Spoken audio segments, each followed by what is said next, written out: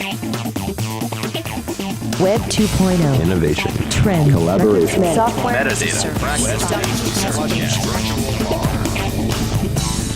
Got the world turning as fast as it can? Hear how technology can help, legally speaking, with two of the top legal technology experts, authors, and lawyers, Dennis Kennedy and Tom Mighell. Welcome to the Kennedy-Mighell Report here on the Legal Talk Network. And welcome to episode 199 of the Kennedy-Mighell Report. I'm Dennis Kennedy in St. Louis. And I'm Tom Mighell here in Dallas. In our last episode, we had an actual debate about the best ways to teach tech to lawyers. Tom, of course, declared victory in the debate, but has since realized upon further reflection that I, in fact, won the debate.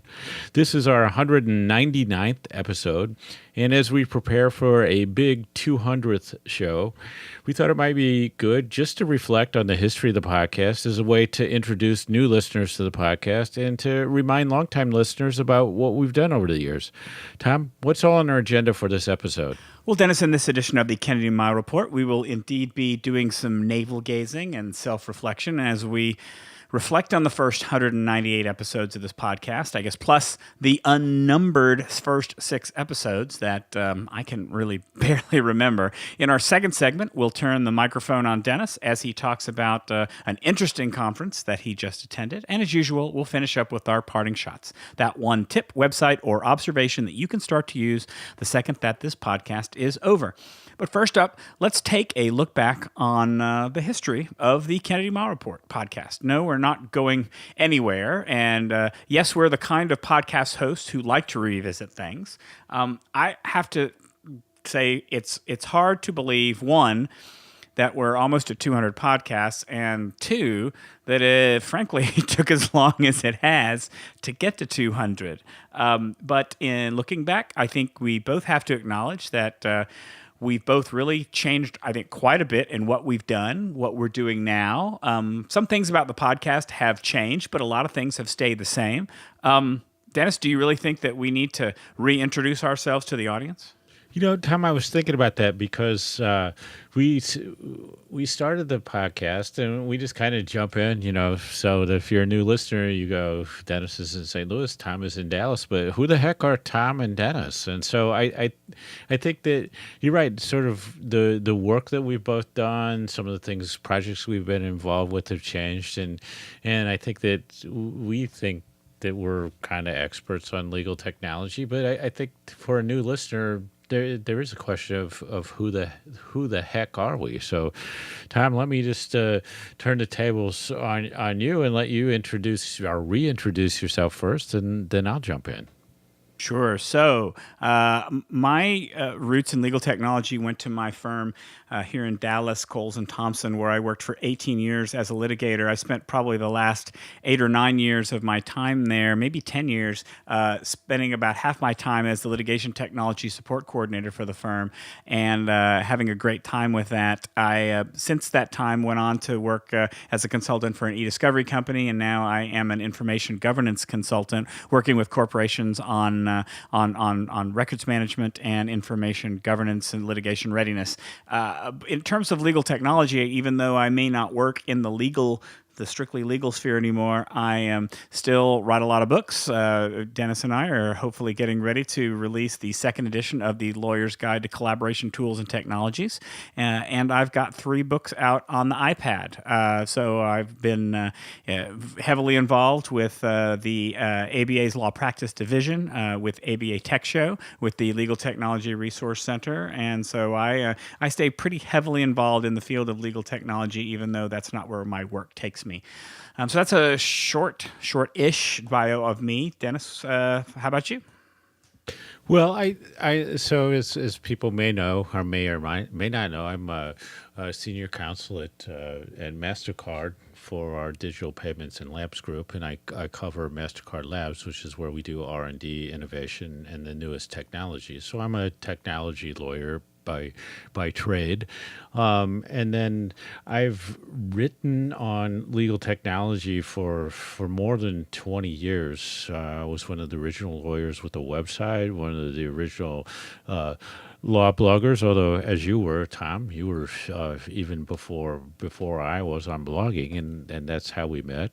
We had one of the early legal podcasts as well, Tom. So I've been around the area of technology. It's gratifying, and people have really liked the articles I've done, the speaking I've done, and the other things, content I've created around technology. So I don't know whether I published. I haven't counted in a long time. I got to believe I'm close to 1,000 articles on technology topics if you count republications, especially. But so I've been doing this for a long time, and this just became a great outlet for Tom. The thing both of us like, which is thinking about technology and teaching technology to the legal profession.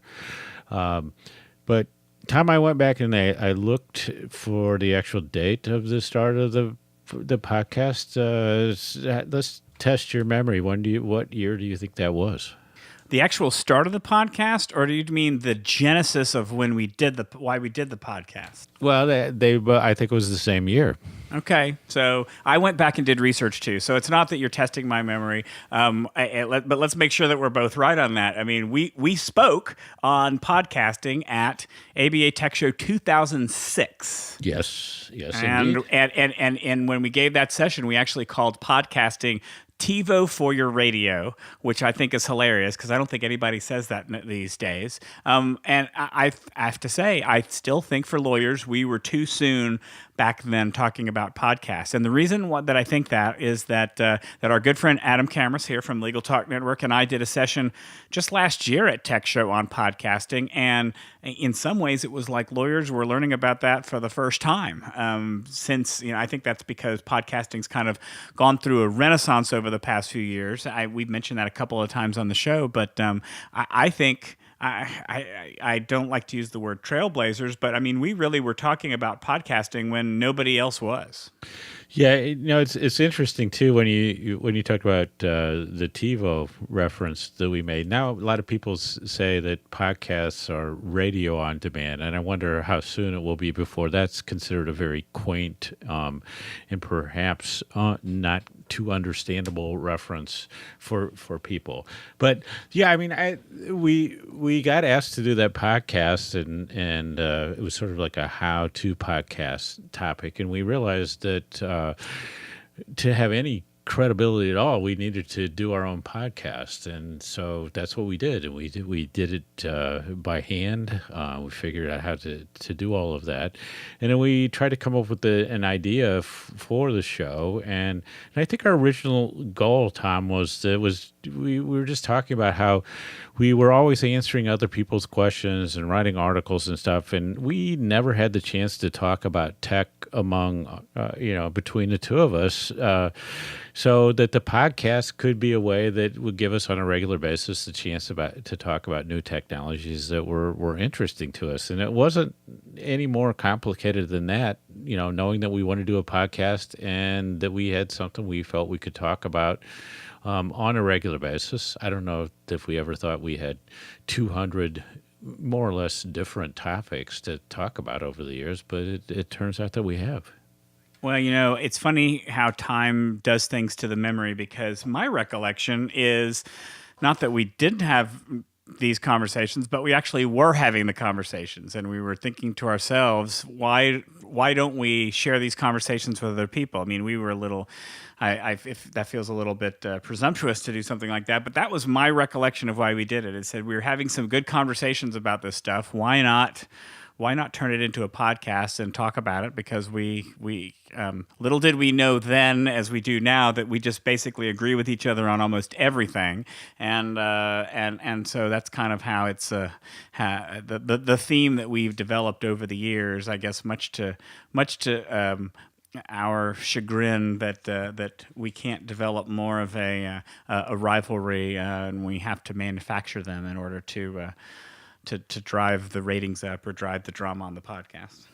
What's funny, though, is that people think we agree all the time, and we do on the podcast. But if they heard us talk about things, and even in the pre-show, they would realize that we actually don't agree all the time. Which on is good everything. which is good that we don't record the pre-show. Frankly, I'm not sure we'd have any listeners left if the pre-show was ever let out to anybody. So. Yeah, we'd probably be concerned about the libel and slander laws anyway if they recorded the pre-show. So, well, speaking of miserable experiences, let's talk about the first couple of episodes that we did. And I guess you'd call them the basement episodes, the basement tapes of the podcast. I barely remember those episodes at all. Dennis, do you remember doing those? I remember those, and I sometimes call them the lost episodes too. But because we did lose them at one point, and I don't even know if I still have them. Do you have I them? have. 'Cause I don't I know have where them they because are. we figured out a way to find them. I think you found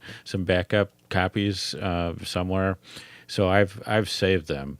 So I do have the whole first 6, and I remember them more because we recorded them, and then I edited them, and so there was so that was a lot of work. And one of the actual episodes was a recording of that tech show session that we did on podcasting. So those are around. I don't know that they're interesting. We just never kind of put them back up on the internet because really for us, the podcast began when we had the incredible opportunity to be picked up by the Legal Talk Network to do our podcast, which meant that we just became the talent. And so like all the hard work of editing and, all those sorts of things were taken over by Legal Talk Network. And so when people ask like, what's the best thing you can do when starting a podcast? I'm like, hey, get picked up by, a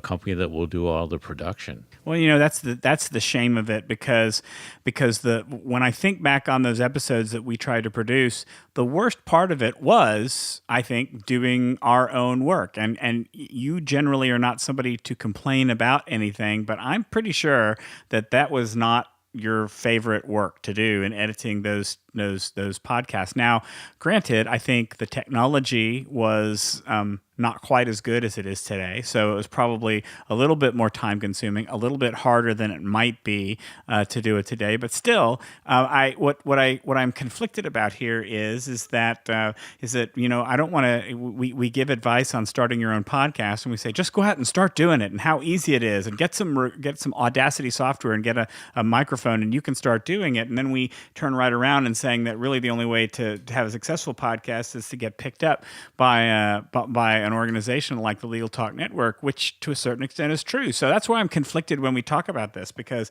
as great an experience as it's been, not everybody can have a host for the podcast. So I feel a little guilty about that. Well, and I think I did the production side, and you figured out how to put it up onto Libsyn, and to get it onto iTunes and stuff like that, which I never learned to do. But I do think you can. I learned a few things, and I kind of it was so time consuming was the problem. But I kind of like doing the audio editing, but it just took a lot of time. And a lot of people will tell me now that you can hire like a student. Or a professional audio producer to do it, and it's really simple work for them because they're used to mixing music and stuff like that. So just doing two people talking on audio. Oh yeah, just go on to Upwork or one of those freelance sites on the website. It's pretty inexpensive. Yeah, so it's easy and not doesn't cost that much. So Tom, I guess what some people don't realize is that when we first started out on Legal Talk Network, there were actually 3 people. In the booth, so to speak, and our friend Adriana Linares, and so there's a mini controversy, but usually between just the 3 of us. But let's set the record straight here, Tom. That Adriana just left the podcast to go on to do her own thing and get her own podcast. I mean, that's just the flat out answer to what happened there. But so Adriana was on a few shows with us, and then we decided that. She wanted to do her own thing. It's kind of logistically difficult to do it with 3 people when you don't have a video connection. So then it became Tom and me, and with very few exceptions, that's the way it's been for 200 episodes. Yeah, I miss having Adrienne on the show, but I will say that she's really a natural with her new solo podcast, which is also on the Legal Talk Network. She does a great job there interviewing solos and learning about the types of tools they use to start their practice. And so I think that in the end, it worked out well for everybody concerned. And then when we talked about doing the podcast, we had two podcasts that we both really liked that we wanted to use as like our inspiration and the model for our podcast. Now, one was ESPN's Pardon the Interruption, and the other was Slate's Political Gabfest, which sometimes, and we've done tributes, especially to PTI, but really when you look to see the way the show's evolved, it's really hard to find either of those podcasts inside of what we're doing now. But those were the original inspirations. Well, I think we like the Slate Political Gabfest, which is still one of my favorite podcasts. We do divide it up into sections. We do have, instead of cocktail chatter, we have parting shots. So I think that the format is there. But I will say what I miss, what I don't think we have as well. If I could change something about how we do the podcast, and I'm going to be really frank about this and kind of air it out in the open here. So everybody, you guys are everybody's getting an exclusive. I wish our podcast could be more like a conversation, like the Slate Political Gabfest. Sometimes I feel like you say what you need to say, and then I say what I need to say, and then we let the other person say what he needs to say, and back and forth.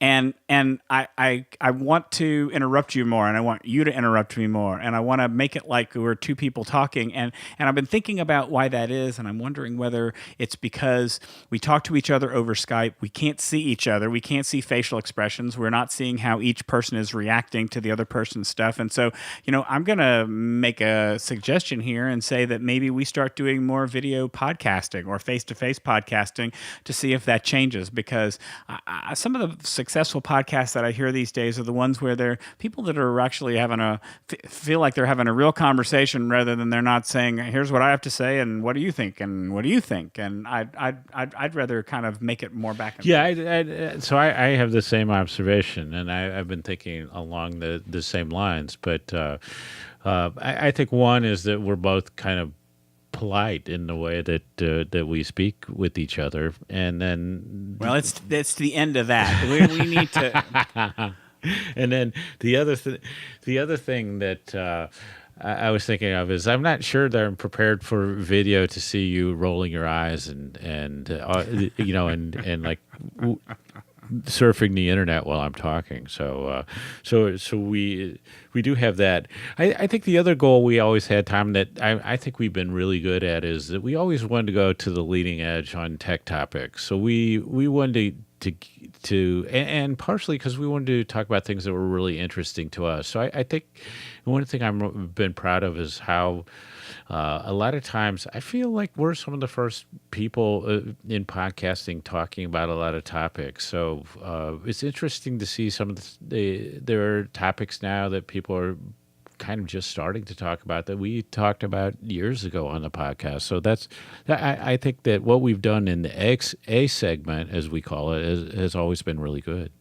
Well, and it's not just leading edge topics. It's almost like, to some of the topics, it's like breaking news. Even though our podcast comes out every 2 weeks or so, we try to cover new developments that are important as soon as we can. It's not that we're just covering, artificial intelligence or blockchain or things like that earlier than some other people are talking about them. Whether it's a new crop of phones or tablets or a new security problem lawyers need to know about, I really like how we get to cover those current topics sooner than I think they're getting covered. I mean, they're covered out for lawyers. They might not be covered as fast out in the regular media and as anywhere else on the podcast. And I like that. And frankly, I think, Dennis, you ought to be pleased on the A topics. I pretty much leave that A topic up to you. And I would say about 8 of every 10 podcast topics are from Dennis. I'm happy to go along with most of the topics, except the ones that I really don't know anything about, which happens a lot more often than I would like to admit. But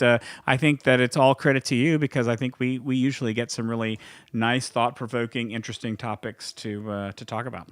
And then let's go to the problem child of the podcast, which is the B segment. And so I don't know how many different things we've tried on the B segment. And the bottom line is that we always wanted the B segment to be listener questions, and we've come up with like a zillion different ways to try to do that. It's felt like, and now I think we had the best idea ever, which is this voicemail that people can call in with questions that we're all but begging you to use. And so that listener question thing is a really important idea that we want to carry forward, and something we've always tried to do. So whenever we get a question, we do try to fold it into the B topic, but we've tried to do a number of things. And I got to tell you, Tom, my favorite B segment ever was, I don't know whether there's like a half a dozen of these, and I don't even know how you find which ones they were, but we did this thing where somebody had said that Tom was too mild-mannered, and Tom would always be talking to me about how upset he was with like some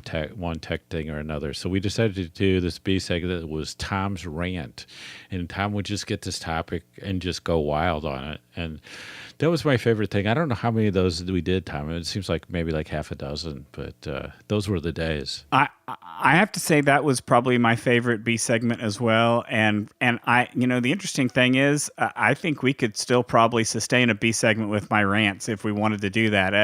As I'm getting older, I find my patience with technology being tested more frequently, which I think is always a great source of amusement to me and I guess to my friends. So that was a lot of fun, because it let me express things that I probably couldn't express in other places. So I hear you about the challenge of the B segment, and I look forward to our listeners rescuing us from that challenge by sending us some great content to talk about.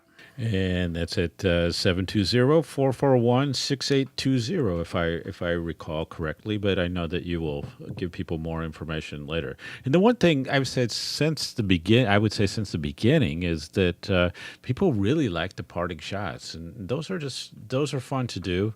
And although I think, Tom, we both, maybe me more so than you, we have this notion that it's going to be this like 30 to 45 second quick tip or link to something that sometimes turns into a 10-minute segment. But that's the idea there. But I've gotten a ton of comments of people say, like, it was great. I'm trying this thing since you guys mentioned it on the podcast. So and that I think appeals, Tom, to our what we like to do is, like, when we find useful things, we like to share those things. That's what we do with our blogs, and that's a lot about what the podcast is about. And so I think the parting shots really, really fit what we like to do well. Well, if I can be selfish, I actually like the parting shots most, because no matter what you make me talk about in the A or the B segments, I can always talk about something that's fun or interesting to me in the parting shot. So I'm always having a good time. Then I think that hearing from our listeners, it makes it all worthwhile. I mean, at the conference I'll talk about in the next segment, I had a couple people come up and say that they had been listening to recent episodes, and they really like the podcast. So that's really great. Because sometimes you sort of feel, Tom, that we're sitting here on two microphones talking, and you never know who's listening. But it's really been interesting to me that sometimes surprising people who say that they're listeners to the show. So I want to give a big thank you to them. And then, Tom, let's go to what I think is probably like our biggest ongoing thing, and I think it's been going on for years, and it's what I call the never-ending battle to get Dennis to try interviewing guests. Do you want to talk about that? Well, no, it's the never-ending battle to get Dennis to continue interviewing guests, because we've had guests on the show before. We've had a couple where we've interviewed them, and I think they've gone well. We've liked them. We've had good conversations, and then we kind of just slip back and do our regular thing. But I mean, let's face it, having guests would be a lot easier on us, wouldn't it? Instead of having to do the preparation it takes for us to appear knowledgeable on these subjects, all we need to do is come up with some good questions for someone who really is an expert on the topic. So I'm just saying, give us a break every now and again, and let us have some guests on the show. Yeah, and I just I'm looking at the clock saying it's 10:52 p.m. on a Monday night, and saying that we have to. You're right. Well, it's true. It's true that having no guests gives us the freedom to record the podcast when we want, and there's no substitute for that. But it's all in the nature of keeping this podcast fresh and different and interesting, and the occasional guest, I think, would certainly do that. So I just wanted to wrap up. I want to say, Tom, I think the podcast has been way more fun than we ever expected. And I also think it contains some of our best work and ideas for both of us. I mean, I think that we wish we wrote more on our blogs and stuff, but the fact is that a lot of the things that we would have written on our blogs and in articles and stuff we've done on the podcast. And I think the way that by bouncing ideas off of each other, I think we've really come up with some great ideas and thought through a lot of things that I couldn't have done on my own. So I just really feel, and I always say this to people, I think the podcast contains some of my best work. Well, I think so too. I think we've both talked about a lot of great things. I would say that there's also been a lot of things that fortunately the audience doesn't get to hear. If they could hear our outtakes, if they could hear our pre-show conversations, I think they'd hear a very different show. And frankly, I think probably we shouldn't talk a lot about this, because our great Legal Talk Network staff actually does have access to our outtakes. Not a lot of them are interesting, but I still don't want to see a blooper reel make it out there anytime soon. But maybe that's a good segue to say how much we love our family and friends at the Legal Talk Network for making us look and sound good and always having our back and supporting us as we do this. We have a lot of fun doing this, and we're glad that they give us the outlet to do it. Yeah, and I also think being part of the Legal Talk Network team, because there's other great hosts doing really great podcasts who are friends of ours, and it's just an honor to be part of the group. So, Tom, I want to talk about what we'd like to do for the 200th show. So, I think for the 100th show, we did just one of our mock-ups of the pardon the interruption approach, and we could do that, but what we really, really, really, really want to do is to have an all-audience question show. And so we have this call-in number, 720-441-6820. Or you can send us by email or LinkedIn or any way you can get a hold of us questions for us. Anything goes. Anything is fair game. And we'd like to build a show around that. So if the 200th episode is like a version of the Pardon the Interruption podcast, you'll know that we didn't get enough questions. And so we don't want to be disappointed. You don't want to be disappointed. So if you've ever had a question for us, whether you want to stump us or you just have something you'd like to hear about or you just want to get our take on some new topic, just send it in, because that's the 200th show that we'd most want to do. Yep, ditto on that. Please get your questions in. We look forward to seeing what happens in the next couple of weeks. But before we move on to our next segment, let's take a quick break for a message from our sponsor. Looking for a process server you can trust? ServeNow.com is a nationwide network of local pre-screened process servers. ServeNow works with the most professional process servers in the industry, connecting your firm with process servers who embrace technology, have experience with high-volume serves, and understand the litigation process and rules of properly effectuating service. Find a pre-screened process server today. Visit www.servenow.com. And now let's get back to the Kennedy-Mighell Report. I'm Dennis Kennedy. And I'm Tom Mighell. We're switching the order this week because Dennis wanted to talk about the recent Summit on Legal Innovation and Disruption, that's SOLID, conference that he just attended. We discussed conferences on the last podcast, and Dennis really loved the SOLID format. And frankly, after talking to him before the podcast, he's as enthused as I've ever heard him after a conference. So, Dennis, we spent probably more time talking about our 199 podcasts. So let me say, in 5 minutes or less, tell us about SOLID. So SOLID was put together by my friend David Cowan in New York City and his excellent team. And it was a small conference of between 100 and 150 people, invitation only kind of conference. And it was done as both as a structured conference for one day, and but in an interesting way, and then as kind of an unconference on the second day. So the first day was done in sort of, there were 4 segments, 4 different subject matter areas, 4 speakers doing about 7-minute TED Talk type presentations, and you were at a table. And the table discussed their reactions in a somewhat structured way to those TED Talks as inspiration, and then they report on the highlights of their conversations at this table to the whole group. And then we went on to the next segment, and there was a keynote to pull ideas together at the beginning, and we went through that, and then the next day we had a tech showcase of which was and so there's a lot of focus on AI, new technologies, new business models, how talent had to change, what you needed to do to go from becoming obsolete in your job to relevant in your job to indispensable in your job as technology and the profession and the delivery of legal services change.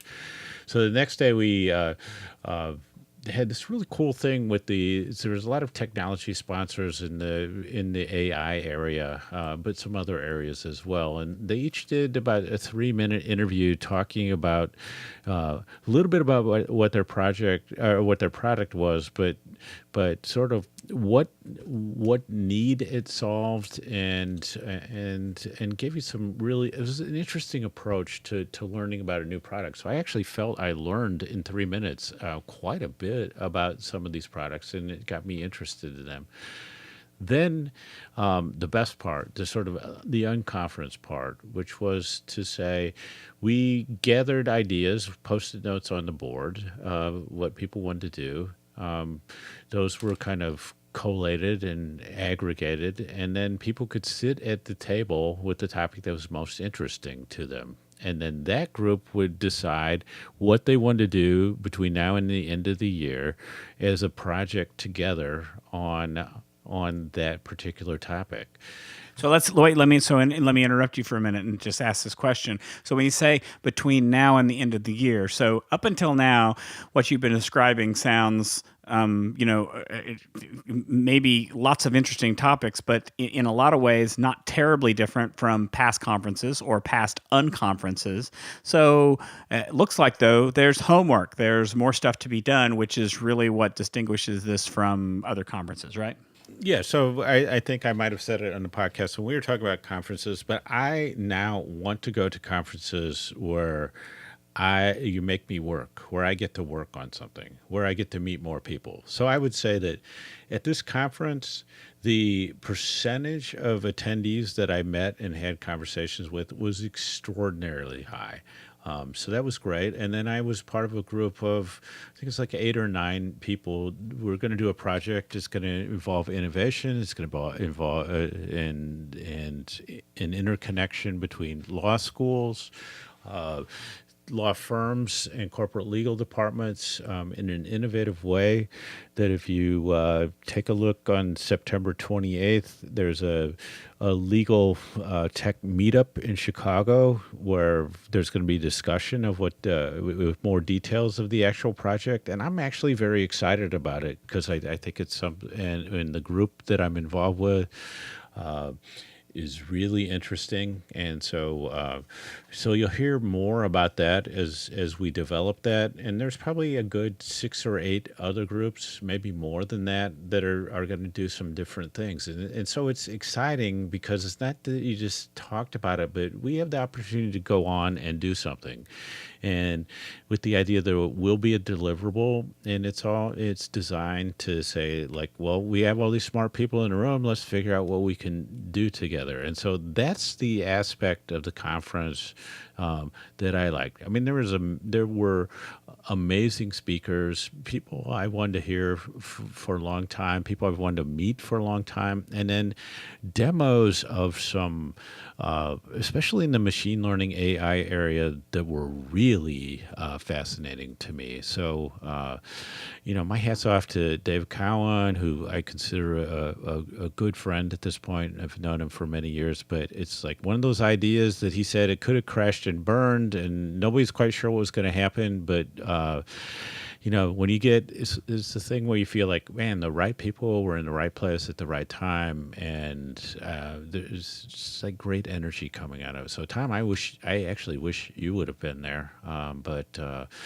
very fun, and it's got me enthused about conferences in a new way that you're going to have to do some work on Tech Show 2018 to get me to the same kind of fever pitch. All right. In 90 days, I'm checking back on our B segment to figure out the progress of the work. Okay, cool. So now it's time for our parting shots. That one tip, website, or observation you can use the second this podcast ends. Tom, take it away. So in honor of looking back on our previous podcast, I'm actually going to look back and give a second recommendation for something I've done as a parting shot before, and that is the television show Halt and Catch Fire on AMC. They're in their final season. It was interesting when they first started out. I thought it was a well-done show with showing how organizations were getting started really at the beginning of the computer era, Silicon Valley starting up, but people, just regular people in garages all over the country, just starting to do things. It's really gotten interesting this year, where sort of the competitors, the main characters, are setting themselves up. Where one of them is developing a web index that looks a whole lot like Yahoo, and the other one's preferring to go about it as a search engine, more like Google. And it's just fascinating to watch all of the thinking and the venture capital and all the ways that they're going through it. It's really a very entertaining and well acted, well produced show. Halt and Catch Fire. It's on AMC now, but you can I think get it somewhere on Netflix or Hulu or something like that as well. So, Tom, my question is: I've heard in a number of places to not watch season 1 and to start with season 2. Are you of that same belief? So yes and no. I don't think you learn the characters as well if you miss season 1. So that's my only reason. I think that from a plot standpoint, it feels a little slower. It kind of takes off after that. But you really need to learn the characters. So I say dig in and enjoy the whole thing. Okay. So my parting shot is a book. And it's called Visual Intelligence. It's by Amy Herman. And it's about her approach of using art and artworks as a way to teach people to see and observe in better ways and to start to see things clearly. And I read the book, and it absolutely fascinated me. And then at the Solid Conference, I was at dinner, and lo and behold, Amy Herman was sitting at my table, and she gave a talk with an example of how she does things. It was almost the perfect way to introduce the conference as a way to look at things in fresh ways. So, Tom, you'll appreciate it. I did like the total fanboy meeting author thing when she finished her presentation and came back to the table. But I just truly enjoyed that book, and I think I'm going to go back to it again. But I just wanted to recommend it as a parting shot. All right, and that wraps it up for this 199th edition of the Kennedy-Mighell Report.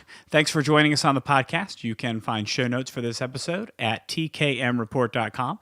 If you like what you hear, please subscribe to our podcast in iTunes, in the Apple Podcast app, or on the Legal Talk Network site, where you can find archives of all of our previous podcasts. If you'd like to get in touch with us, please email us at tkmreport@gmail.com or send us a tweet.